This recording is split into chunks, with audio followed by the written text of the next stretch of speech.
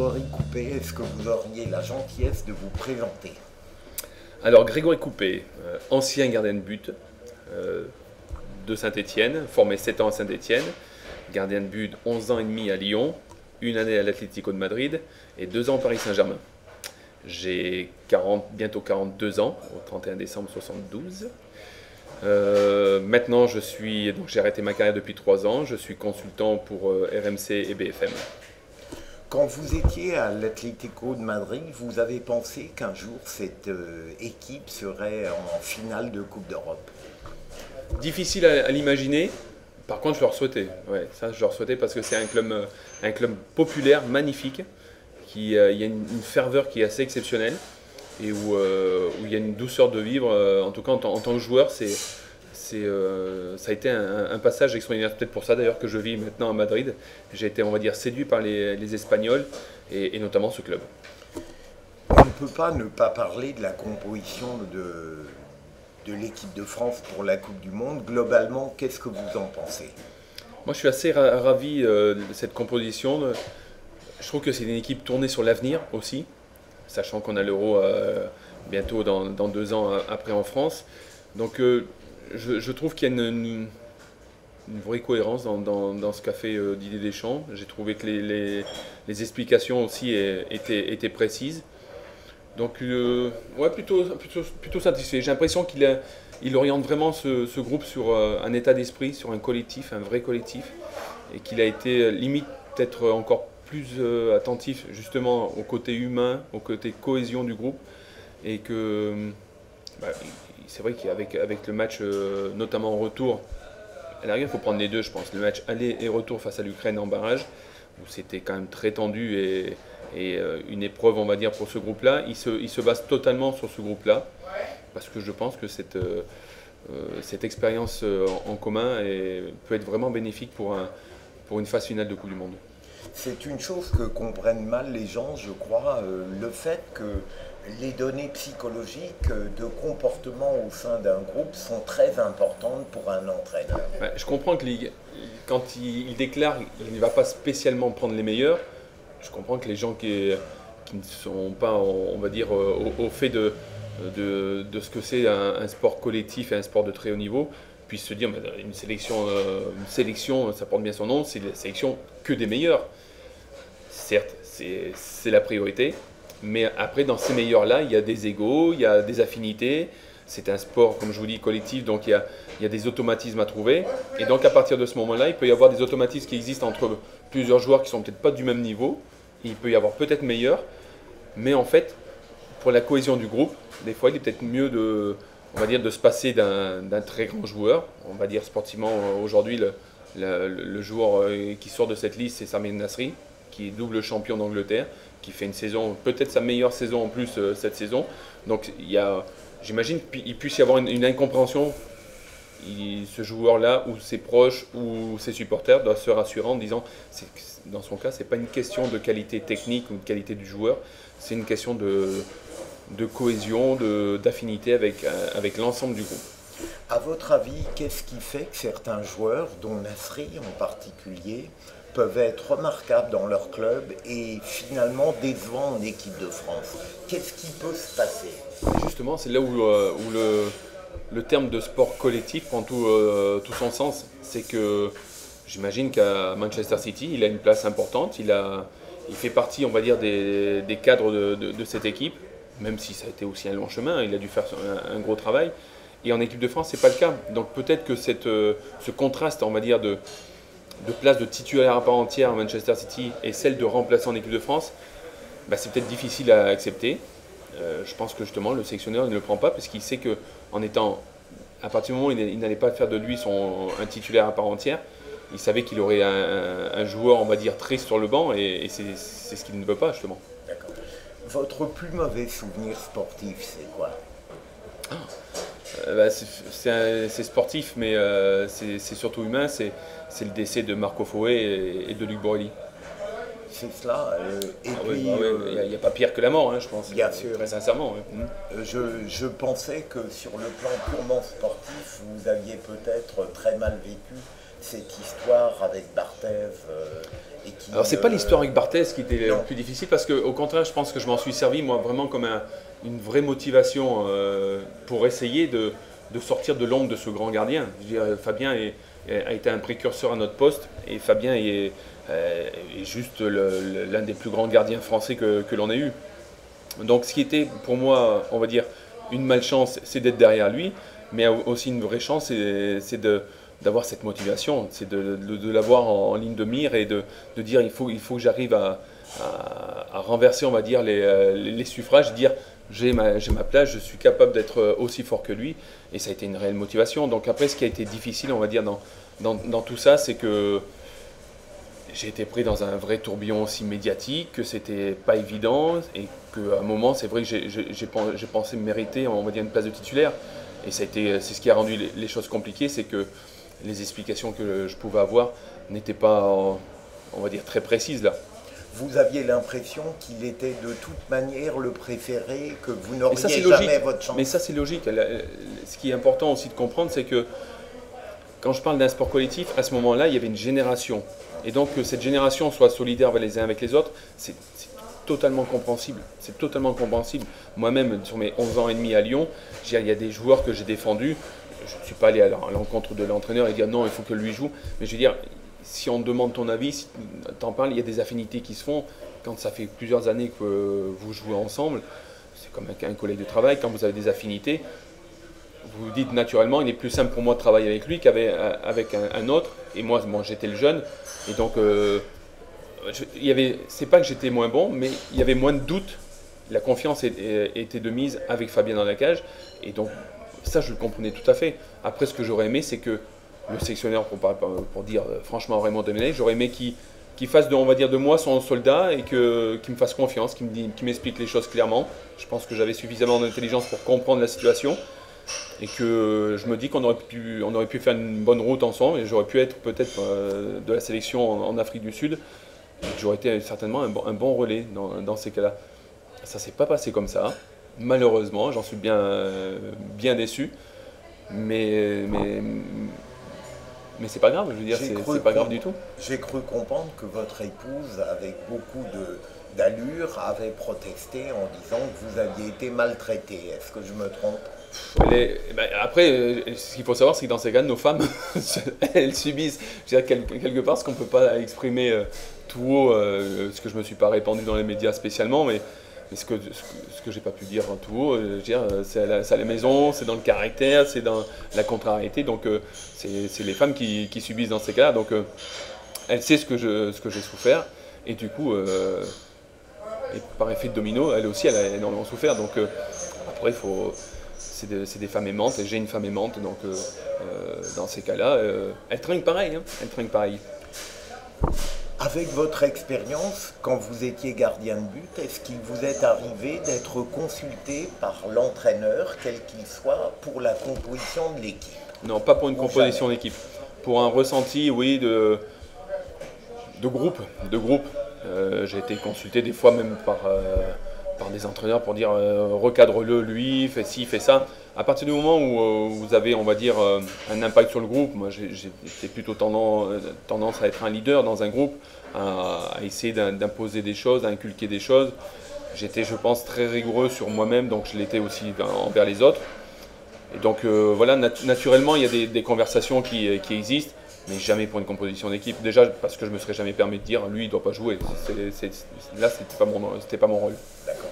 Est-ce que techniquement, un gardien de but, je dis bien techniquement, peut être un capitaine d'équipe? Bien sûr, bien sûr. Bien sûr, parce que naturellement, je pense qu'un gardien doit rayonner sur un groupe, déjà. Et, donc, à partir de là, il doit être fort. C'est un poste où on doit être décisif. Donc, c'est un poste intransigeant. Je pense que pour être intransigeant, pour être performant, il faut être hyper rigoureux. Donc, à partir de ce moment-là, tu es naturellement, on va dire, un exemple. Ça doit être comme ça, je pense. Après, c'est vrai que par rapport au poste, à la situation sur le terrain, je trouve qu'un gardien, je pense qu'un milieu de terrain est plus adapté à être le capitaine. Parce qu'il est plus proche de l'ensemble des actions, qu'elles se passent devant ou derrière, et qu'en même temps, il y a un rapport beaucoup plus proche avec l'arbitre. Et ça, c'est aussi très important. Vous avez commencé à jouer très jeune au foot? Oh oui, j'ai commencé à 6-7 ans, je pense, comme n'importe quel enfant, mais voilà, comme n'importe quel enfant, dans la rue, dans un petit club. Et puis après, j'ai évolué au Puy-en-Velay, qui s'appelait le COP à l'époque, le club olympique du Puy-en-Velay. Et donc, voilà, j'ai gravi les échelons tout doucement. Le Puy a joué en deuxième division sous l'entraîneur de Gilbert Ravanello. Et en fait, à l'époque, le Puy est devenu un centre de formation. Donc j'ai signé une première année en tant qu'aspirant. Et comme il existait des rapports avec Saint-Étienne, en fait, un jour, j'ai été sollicité pour faire un repérage, faire des essais, comme on dit. Et donc, je suis allé 2-3 fois avec Saint-Étienne. J'ai fait des stages aussi, des tournois, pour finalement être pris. Voilà. Comment en êtes-vous venu à choisir le poste de gardien de but? Est-ce que les autres vous ont dit que vous étiez doué pour ça, ou c'est vous qui avez eu d'emblée de la... J'avais un papa ancien gardien de but, donc je pense que inconsciemment, peut-être inconsciemment, mais tu as envie de faire comme papa, quoi. Après, je pense que ce qui m'a attiré beaucoup, c'est ce côté un peu déguisement, d'être à part, en fait. Mais ça, je l'ai réalisé plus tard, ce besoin d'être... Enfin, c'est pas un besoin, mais le fait d'être quelqu'un d'à part. Mais quand tu es gardien, tu as une tenue différente, voilà, tu as ces fameux gants.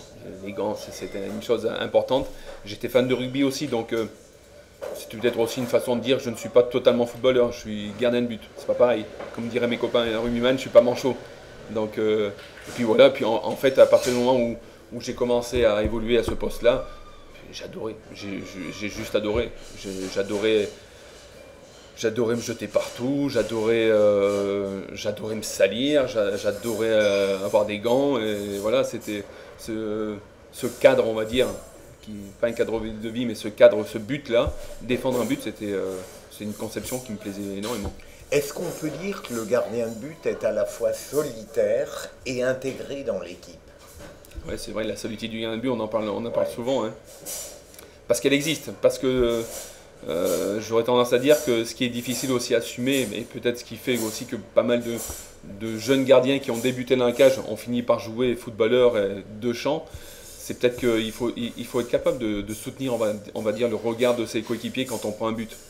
C'est un vrai poids, quand tout le monde se retourne et te regarde.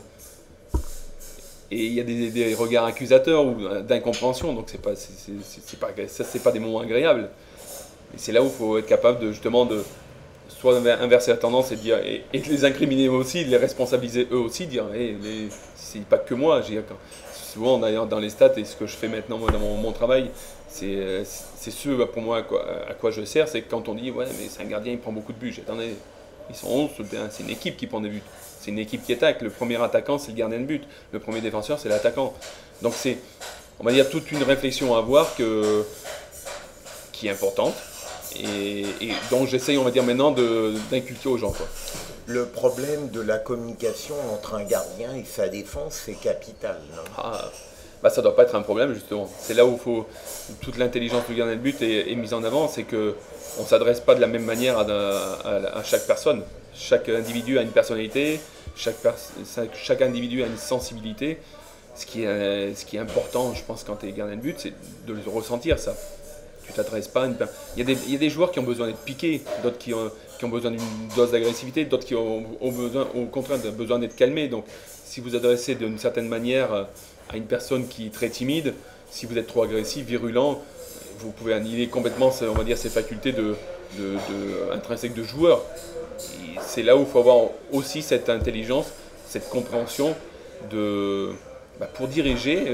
Diriger, c'est hyper important d'avoir aussi une sensibilité, de bien connaître ses défenseurs.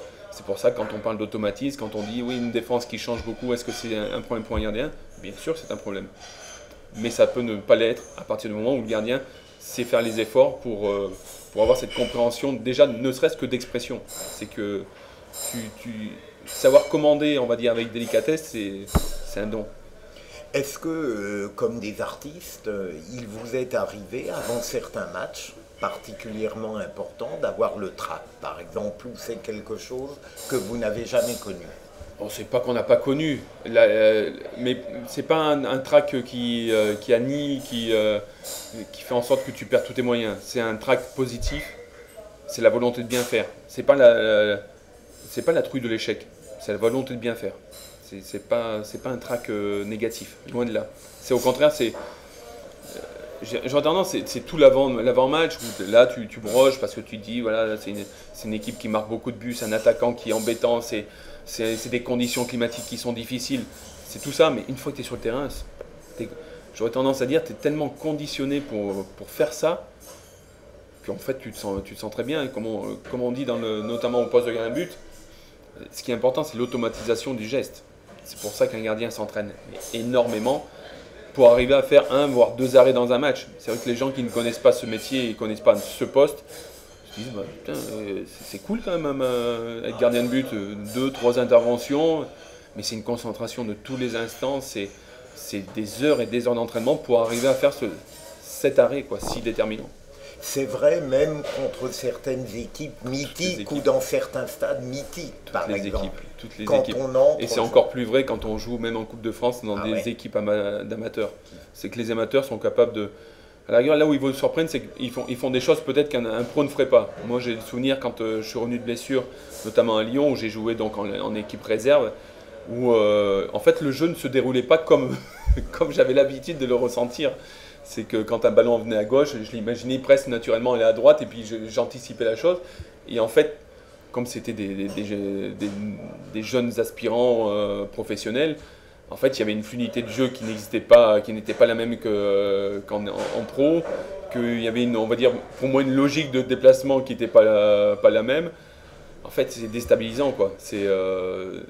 Donc, être gardien, c'est être sur la brèche tout le temps, que ce soit une équipe d'amateurs ou une grande équipe du Real, du Bayern, du Barça, c'est la même. Bien sûr, la qualité, on va dire, intrinsèque du joueur est encore supérieure dans les grands clubs, mais chez un amateur, souvent, il peut frapper aussi fort qu'un Cristiano Ronaldo, hein. Faut pas croire. Au-delà du trac, est-ce que parfois vous avez eu peur physiquement? Est-ce qu'un gardien qui prend des risques, évidemment, en plongeant dans les pieds ou en heurtant parfois le poteau, est-ce qu'on y pense à ça? Non. Non, c'est un plaisir même. Enfin, moi, c'était un plaisir. C'était un plaisir de défier l'adversaire, en fait. Justement, c'est ce que j'aimais dans le contraste de mon métier, enfin de mon poste, c'était que normalement, on attaque la cage, donc on attaque le gardien. Pour moi, ce qui est important, c'est d'arriver à inverser cette tendance. Un gardien, pour moi, doit avancer, justement. Donc, comme on dit, la meilleure défense, c'est l'attaque. Ben, c'est exactement ça. Ce qui est bien, c'est d'inverser cette tendance. C'est soit de surprendre l'attaquant en avançant, c'est se retrouver là où il ne pouvait pas l'imaginer, ou soit c'est lui imposer quelque chose, et que ce ne soit pas l'inverse.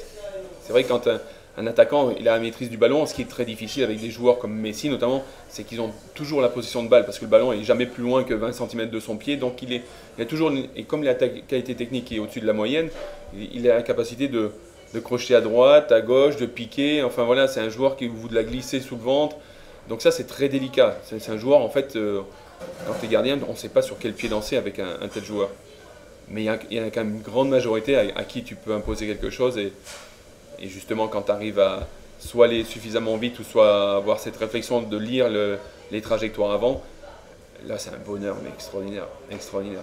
Cette volonté de changer un peu le rapport de force, exactement. Eh bien, est-ce que, par exemple, Hugo Lloris ne l'a pas apprise de vous un petit peu? Je pense pas, parce qu'il a été formé notamment à Nice et qu'il a été très bien formé. Après, c'est aussi... J'aurais tendance à une capacité d'analyse aussi. C'est de comprendre à quel moment il faut sortir. Il faut se donner les moyens d'être capable d'aller vite aussi et d'être suffisamment costaud. Hugo Lloris n'est pas reconnu ou connu pour être un joueur comme Oliver Kahn, costaud, massif. Mais par contre, franchement, il va dans des zones et il va au contact, comme très peu de gardiens y vont, et des beaucoup plus costauds que lui.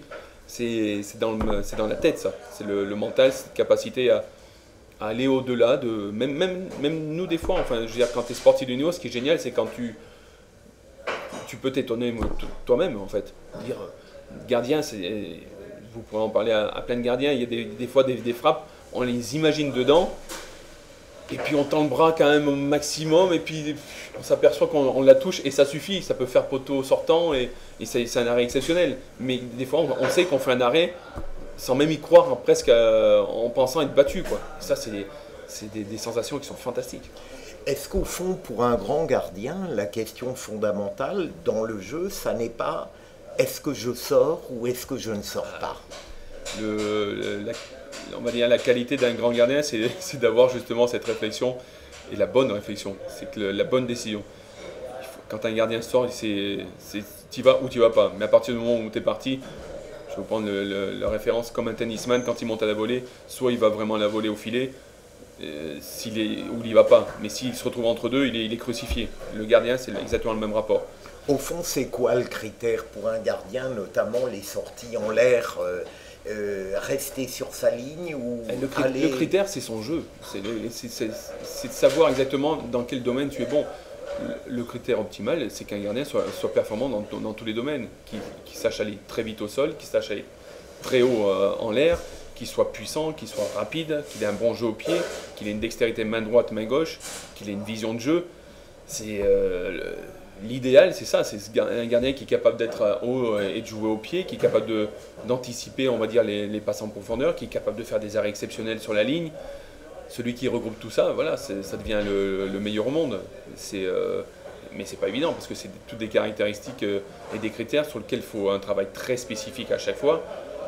Un gardien, on ne l'imagine pas, mais un gardien, pour moi, un gardien doit être très fort physiquement, mais physiquement pas en force, physiquement dans l'aérodynamique. C'est être capable de courir longtemps.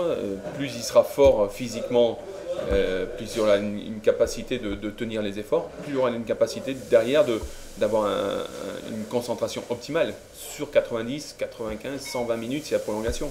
Et ça, c'est, comme je vous ai dit tout à l'heure, être capable de faire l'arrêt au bon moment, et peut-être l'arrêt sur 90 minutes. Pour le profane, enfin, on a parfois l'impression que le gardien de but, même s'il est très sollicité durant le match, se fatigue infiniment moins que les joueurs. Est-ce que c'est vrai ou non? Oui, bien sûr. Non, mais physiquement, tu ne peux pas être aussi fatigué qu'un joueur de champ, mais mentalement, si. Mentalement, oui. Tu es usé, tu es vidé. C'est une concentration extraordinaire. J'aurais tendance à dire c'est comme un tireur d'élite qui reste en position pendant 90 minutes et qui ne doit jamais lâcher sa cible. Nous, notre cible, c'est le ballon, sauf que avec ce ballon-là qu'il faut avoir en ligne de mire, il y a tous les paramètres extérieurs qui doivent être pris en compte. Le vent, comme je l'ai dit, la pluie, terrain glissant, un terrain sec ou un terrain glissant, un ballon qui glisse, des adversaires qui veulent vous marquer des buts, le déplacement des adversaires et le déplacement de tes défenseurs. Donc je veux dire, c'est une attention mais extraordinaire à avoir. Je veux dire, quand moi j'entends des gardiens qui disent moi je me permets de regarder les avions qui passent, c'est impossible. Pour moi c'était impossible. C'est une concentration de tous les instants. Justement quand il y a ne serait-ce qu'un corner pour mon équipe, je me mets dans la peau, j'anticipe on va dire la contre-attaque possible. Donc je regarde l'attitude des attaquants, je regarde l'attitude de mes défenseurs. Est-ce qu'ils sont prêts à parer à quelque chose? Et si je ressens quelque chose aussi, voir, voilà, imaginez que mon attaquant tape mal le corner, comment ça peut repartir. Donc en fait, vous êtes tout le temps en train de réfléchir à ce qui peut arriver. Et l'idéal, c'est de parer à tout. L'idéal, c'est de l'anticiper.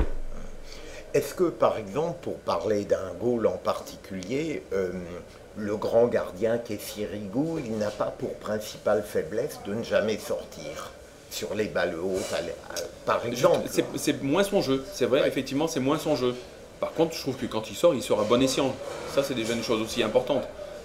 Par contre, c'est pas Bernard Lama, pour parler d'un grand parisien au club de Paris. Bernard Lama était un chat, comme on dit. C'est un joueur qui allait tout le temps dans le domaine aérien. Et ça, après, ça se voyait d'ailleurs, c'était on va dire, une acclimatation qu'il avait avec Alain Roche, avec Paul Le Guen. On sentait qu'il y avait une habitude de leur part.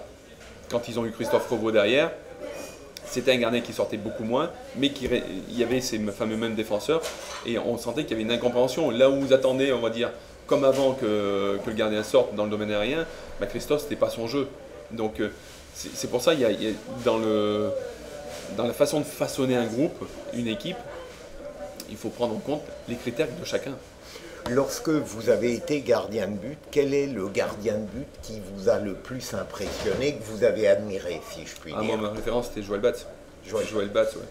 Parce qu'il avait une simplicité dans son jeu, une sobriété assez extraordinaire, une allure de chat. J'avais des photos de lui dans des positions, mais justement d'attention comme un chat. Il très plié, des appuis très bas, une puissance, on va dire. C'était pas un grand gardien de taille, mais il était beau, il était élégant, il était efficace. Enfin, vraiment, j'étais assez admiratif. Je me souviens, moi, de l'avoir vu quand il tapait normalement ses dégagements en drop.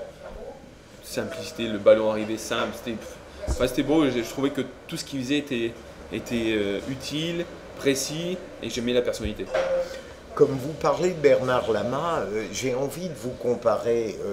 Je suis frappé quand je l'entends par son manque de bienveillance sur les joueurs d'aujourd'hui, alors que vous êtes extrêmement gentil. On parlera peut-être tout à l'heure de gens que vous n'aimez pas, mais est-ce que c'est votre caractère qui vous conduit à être aussi bienveillant?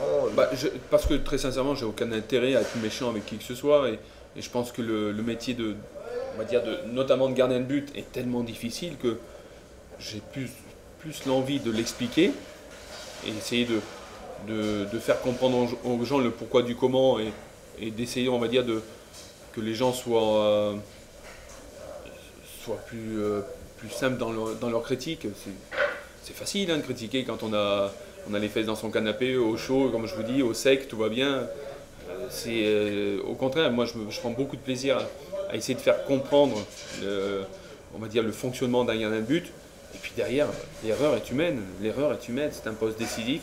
Alors bien sûr, il faut essayer de les répéter un minimum, mais des fois les circonstances, essayer d'expliquer que le ballon, il y avait peut-être eu un fourbon. Moi j'ai pris un but tout bête à Lyon une fois où il y avait une ornière, le ballon rebondit, il doit finir tout simplement dans mes bras et en fait je prends pleine figure et ça fait un but. Les gens n'ont pas compris, je me suis fait incendier de partout, mais il y avait une vraie explication. C'est pas tout d'un coup tu dis, je sais pas, c'est pas un manque d'attention, c'est pas que, on va dire, sur un centième de seconde, tu es devenu nul.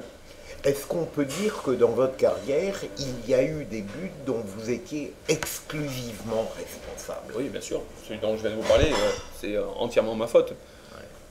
Alors bien sûr, il y a une circonstance, c'est le terrain qui n'était pas bon. Il y avait eu le concert de Johnny Hallyday juste avant. Enfin voilà, donc je me rappelle qu'après ils avaient marqué dans les journaux le but à Johnny. Enfin bon. Donc il y a un côté où en plus tu te fais chambrer. Et là très sincèrement, humainement c'est très énervant. Dans ton orgueil, ça te touche profondément. Donc oui, il y a des buts où je suis entièrement responsable. Ouais, ou parce que j'ai pas suffisamment lu la trajectoire. Bien sûr, ça arrive, heureusement. Alors la chance que j'ai eue, c'est, on va dire, j'en ai pas fait beaucoup, ouais, mais c'est comme ça après qu'on arrive, on va dire, à être plus ou moins reconnu, quoi. Comment ça se passe après dans les vestiaires? Est-ce que l'atmosphère est lourde ou est-ce que les joueurs sont très fair-play les uns avec les autres? Il y a de tout, hein. Il y a de tout, hein. Il y a ceux qui sont avec vous et donc on va dire que là c'est des amis, voire des copains et donc on dit bon voilà, ça arrive. L'idéal, enfin, c'est l'intransigeance, hein, c'est que si c'est des choses qui se répètent, vous sentez la vague de contestation qui monte et donc c'est une ambiance qui est loin d'être agréable. Quand ça arrive une fois, on va dire dans l'année, il y a quand même une grande compréhension de dire avec tout ce qui nous arrête ou tout ce qui nous a arrêté, bon, voilà, qu'un jour il en fasse une, voilà, c'est juste une preuve comme quoi on est humain, hein, c'est tout. Vous avez connu des matchs où on pourrait dire que vous avez connu une défaillance totale?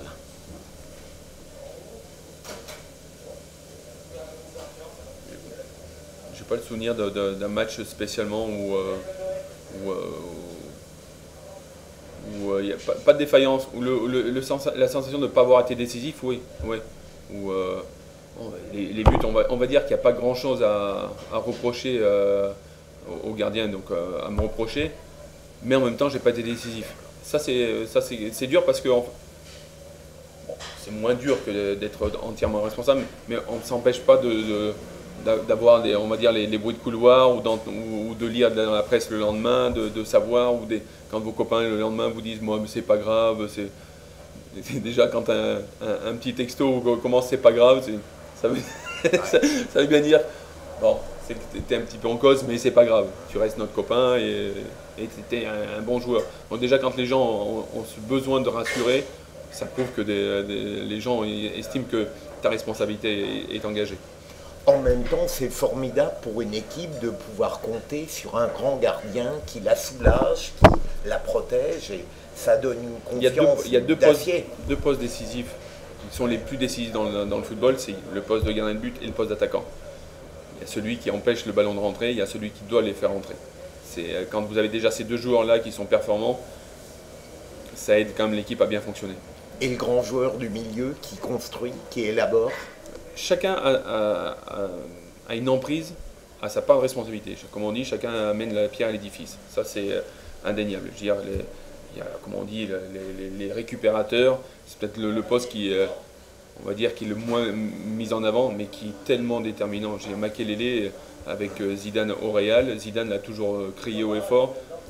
Il a été aussi performant, lui, dans son domaine technique et offensif, c'est parce que derrière, il avait un joueur comme Makelele qui récupérait, qui faisait le sale travail, tout le travail de l'ombre. Alors c'est sûr qu'il y a des postes sur lesquels il faut prendre conscience que c'est pas là où vous aurez la lumière.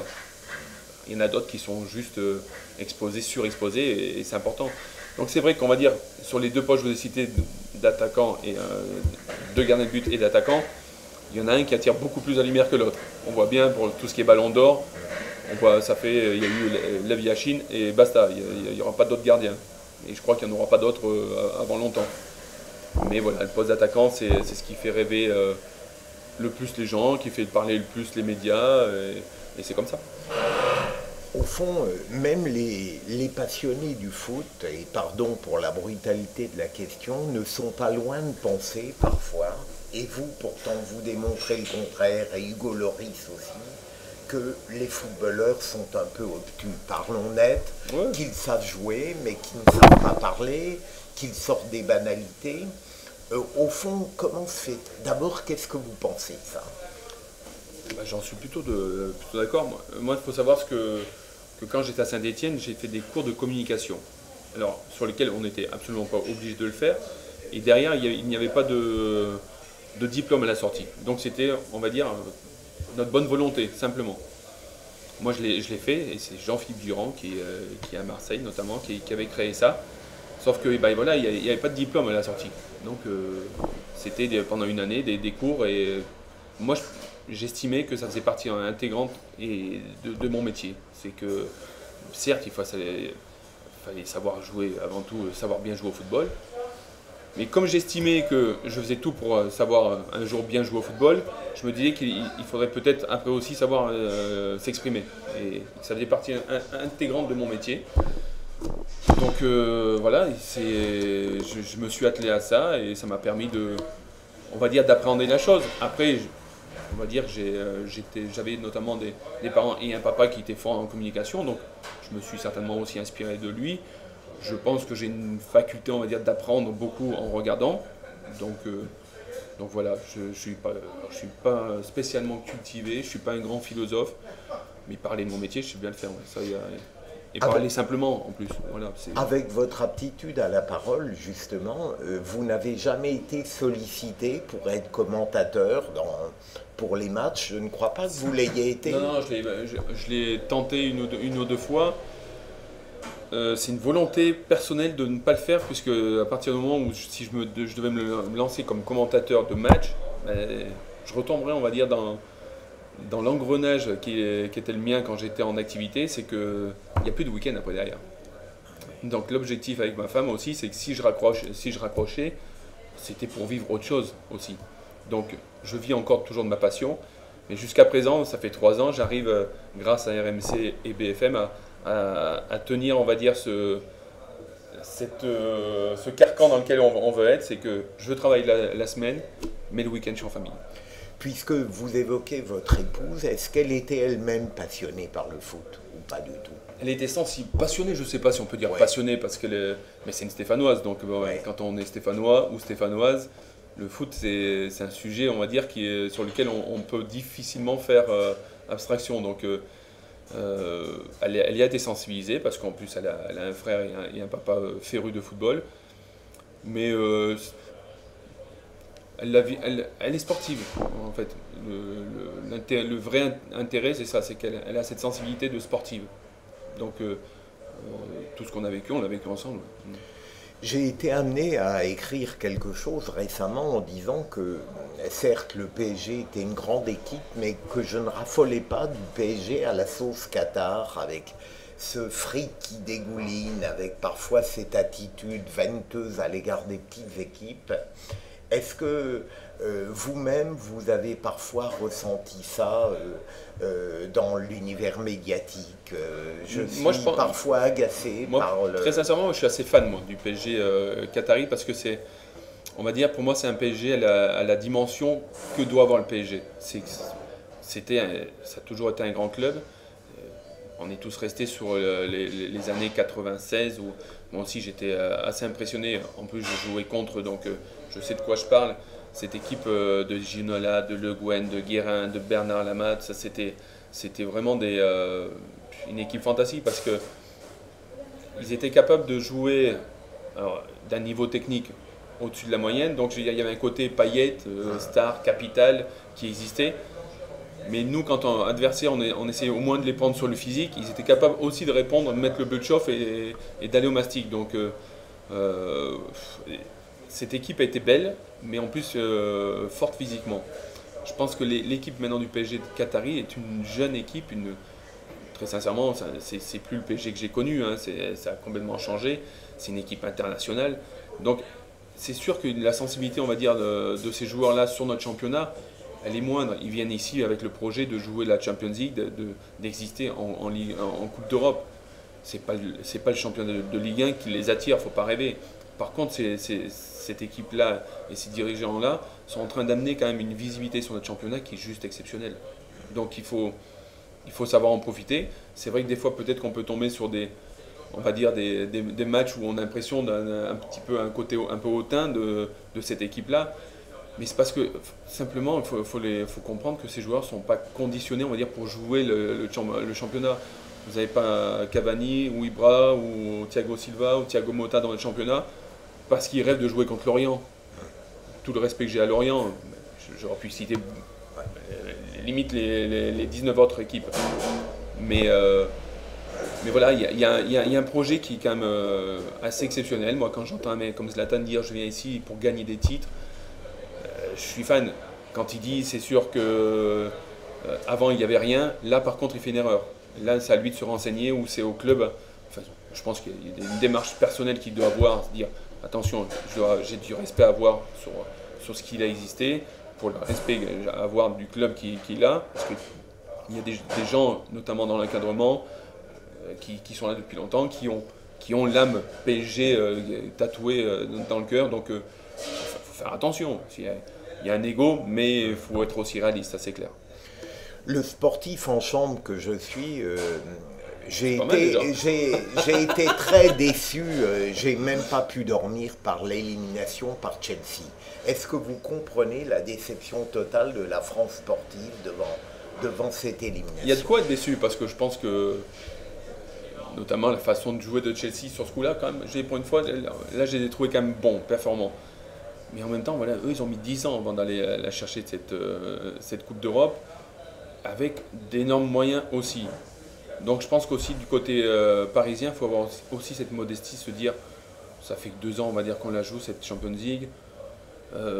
Tomber face à un club aussi expérimenté, beaucoup plus expérimenté que le PSG, notamment en Coupe d'Europe, et avec un groupe vraiment conséquent aussi de joueurs, c'est loin d'être une honte en soi. On peut bien sûr regretter que pas Thiago Silva, mais que Ibrahimovic n'était pas là. Mais c'est pas une raison. Je veux dire, voilà, c'est un échec. C'est parce que je pense que c'est le contraste entre l'échec de l'année avant contre Barcelone sans perdre, où là on sort en disant ah ouais, mais quand même on a bien joué, Donc ça donne plein d'espoir. Et cette année, de perdre face à Chelsea, et de bien perdre en plus, hein, franchement, il n'y a rien à redire. Donc il y a ce contraste-là qui est douloureux. Mais je pense qu'il faut aussi avoir l'humilité de dire il y a quand même du travail qui est bien fait. Parce qu'on ne parle pas beaucoup non plus de ce que font les Qataris, mais moi j'ai vu l'évolution du centre d'entraînement, du camp des loges. Ils ne font pas que mettre des sous dans des joueurs, ils mettent des sous dans des infrastructures, ils vont encore aussi changer un peu la configuration du Parc des Princes. Enfin, je pense que tout n'est pas à jeter, tout n'est pas que pognon. L'argent est hyper important, surtout dans ce milieu-là, inévitablement. Mais je veux dire, c'est pas que pour afficher de l'argent. Il y a une vraie construction, je trouve, d'un vrai projet quand même. Tout de même, Chelsea avait le meilleur entraîneur du monde aussi, non? Je sais pas. Moi, je suis pas très fan de Mourinho, pour être honnête. Pourquoi? Parce que, vivant à Madrid, j'ai vu ce qu'il a fait à Madrid. À Madrid, il a enflammé les débats. Il a amené... alors, toute sa science, je suis d'accord, c'est un grand entraîneur. Il a une façon de manager qui a fonctionné, mais qui est la sienne, qui a fonctionné avant, Porto, là, il y a ça a fonctionné, mais il y a une adaptabilité à avoir, et sa façon de faire au Real n'était pas la bonne. Et il est resté dans cette façon de faire. J'aime l'élégance d'un Guardiola, par exemple. Quand Mourinho va mettre le doigt dans l'œil de l'assistant, je trouve ça en plus, c'est pas bien visuellement, c'est pas bien physiquement, mais en plus c'est pas derrière. Donc je veux dire, quand on a on va dire un aura, quand on a une faculté de s'exprimer comme ça, on fait les choses aussi en face, quoi. Voilà, grand communicant, il n'y a pas de souci, mais il y a des moments où il faut arrêter de jouer aussi à la média. Je suis pas super fan que l'entraîneur soit la star par rapport aux joueurs. Est-ce que justement Mourinho n'apparaît pas un peu comme un intellectuel du foot, puisque je crois qu'il a été l'un des rares à n'avoir jamais joué dans une grande équipe? Au fond, une approche rationnelle. Pour moi, c'est un manque de ne pas avoir cette sensibilité-là d'anciens joueurs. Par contre, ça n'en fait pas pour autant un mauvais entraîneur, bien au contraire. Parce que s'il y a un élément déterminant dans le fait de manager ou d'entraîner, c'est aussi la communication. Maintenant, je vous dis, il ne faut pas se perdre dans cette communication. Il ne faut pas se perdre dans un ego surdimensionné de Special One. Il s'indique lui aussi, il se présente aussi comme le Special One. Voilà, je pense qu'un petit peu de modestie ne fait pas de mal. Et pour parler, on va dire, là on était sur le jeu de limite, le fait que Guardiola qui reprend le Bayern, il y aurait presque une lassitude à voir le jeu prôné par Guardiola, qui est un jeu de passe, qui est un jeu très sincèrement de grande qualité.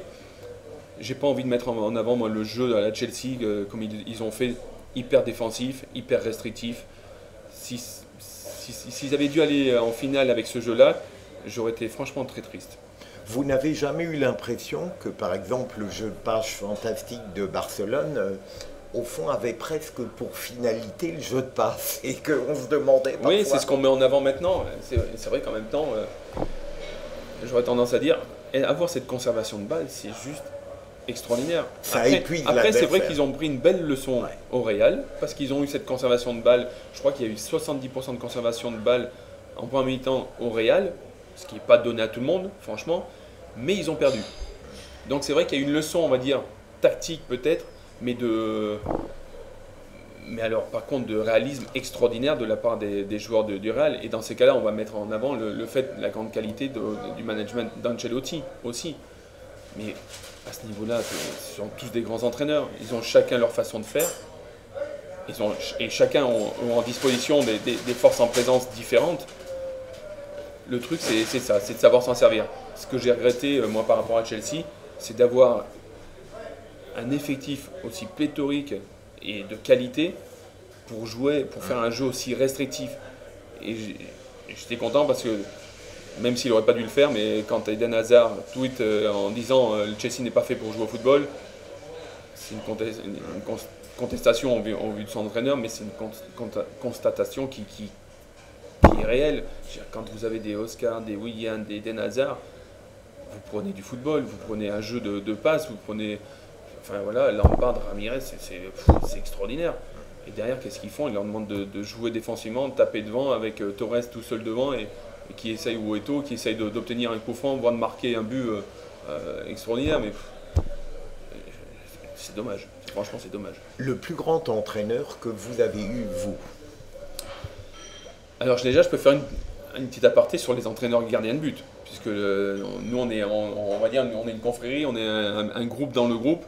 Donc, je dirais le plus grand, c'est mon père, parce que c'est lui qui m'a amené les bases. Donc, je dirais, comme toute fondation, c'est ce qui est hyper déterminant. Après, chacun a amené sa pierre à l'édifice. J'ai eu un... Alors, je ne peux pas tous les citer parce que si j'en oublie un, ça sera la catastrophe, comme on dit, mais je veux dire, chacun a amené une pierre à l'édifice, chacun m'a amené soit de la rigueur, soit au contraire, une chose à la rigueur que je dis souvent, c'est qu'un joueur comme Joël Batz, un grand gardien comme Joël Batz, lui m'a amené le fait de moins m'entraîner. C'est quand même fou. C'est qu'en fait, je m'entraînais trop, j'étais partisan du fait que, comme je n'étais pas spécialement sûr de moi, je pense que pour moi, je n'étais pas spécialement doué, naturellement, j'avais besoin donc de travailler beaucoup, et je me rassurais en travaillant beaucoup. En fait, lui, il m'a fait travailler plus en qualité, mais du coup, en temps beaucoup plus limité aussi. Et souvent, on me disait, allez, tu rentres maintenant. Je dis, non, mais je vais travailler maintenant le jeu au pied, je vais faire ci.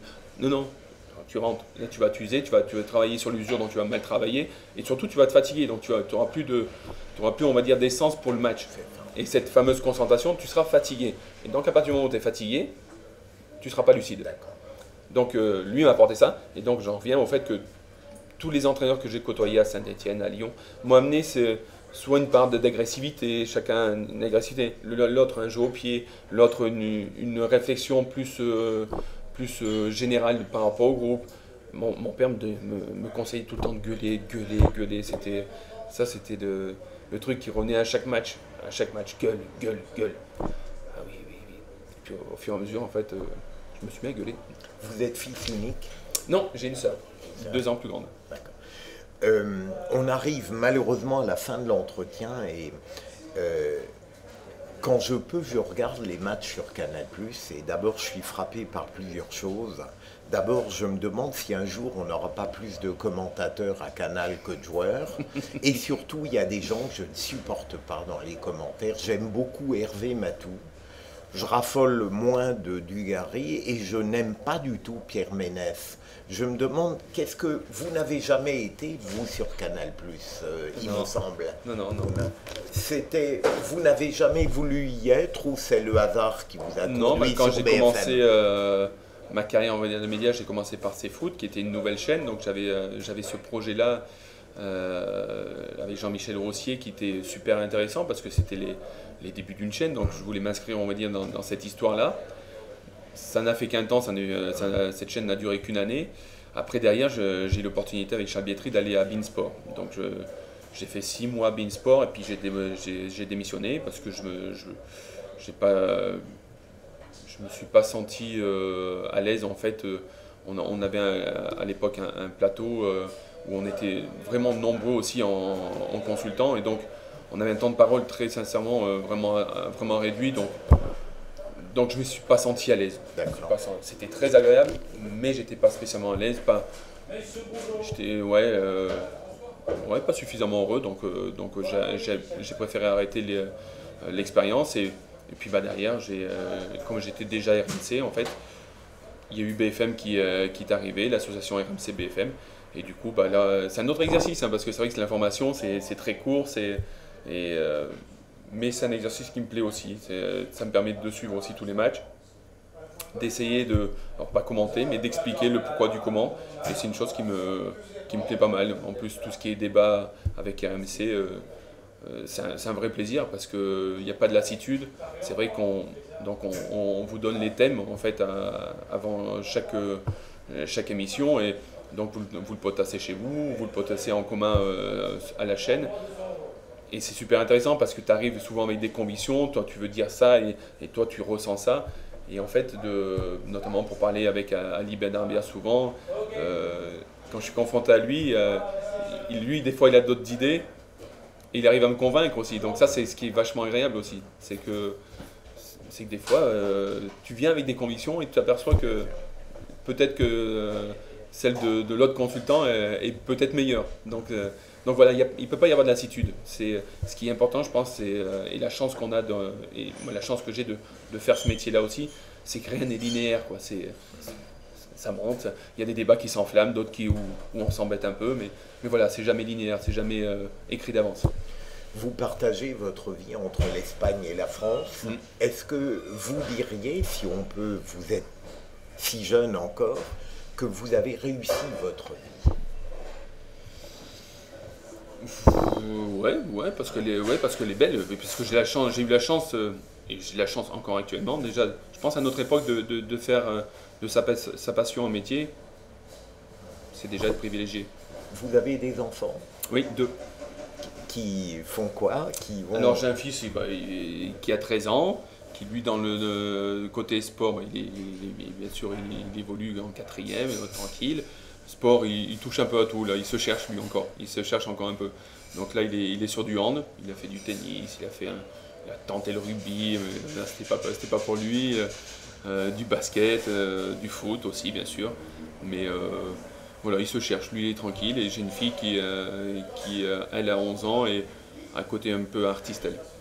S'il fait du foot, votre fils, il aura un très bon entraîneur. Il sera bien conseillé. Comme votre père l'a été pour vous.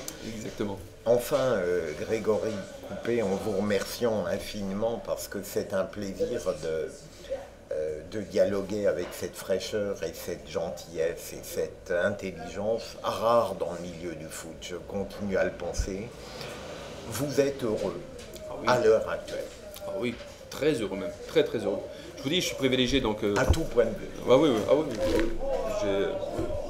Ouais, ça va bien. Je suis en pleine santé, je suis amoureux, donc tout va bien. Je suis très heureux d'avoir pu bénéficier de ce bonheur. Merci beaucoup.